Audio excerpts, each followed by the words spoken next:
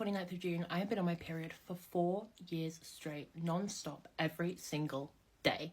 And I'm answering some of your guys' main questions. And of course, the number one question I always get is, why is this happening? And the answer is, nobody knows. No one knows for certain what's happening, why it's happening. I have had every kind of test, every kind of scan. I've had biopsies where a camera is shoved up my hoo-ha into my uterus and they've scraped away the biopsies, my vaginal wall, my cervix. I've had scans. I've had everything. At this point, I've tried every medication. I've tried every kind of pill, every kind of everything. Okay, and no one can figure out what's happening for certain. I've been seeing GPs, gynecologists, specialists.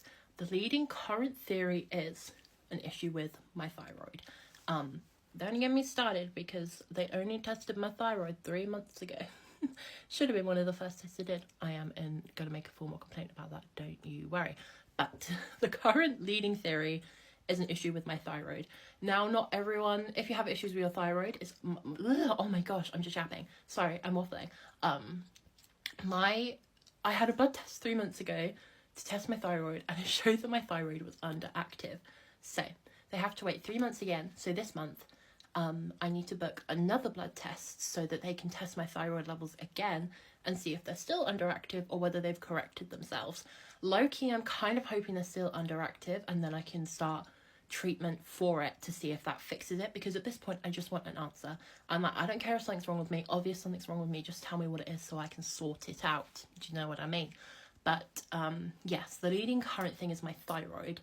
Now, not everyone who has an underactive, overactive thyroid will have problems with their menstruation, but it is documented and very common for them too. And a lot of other people I've talked to have had prolonged bleeding because of an underactive thyroid.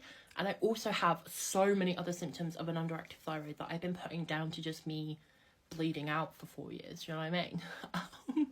But yes, I have chronic illnesses, disabilities as well. And I was like, oh, that's probably just happening because of this. But it could also be a sign of an underactive thyroid. So again, I'm waffling. I'm going to get that tested again this month, hopefully, if not next month, to see whether the levels are still showing underactive or whether they've corrected themselves. If they have corrected themselves, I might cry purely because I really want this to finally be an answer after 4 years, but we will see. I will always keep you updated.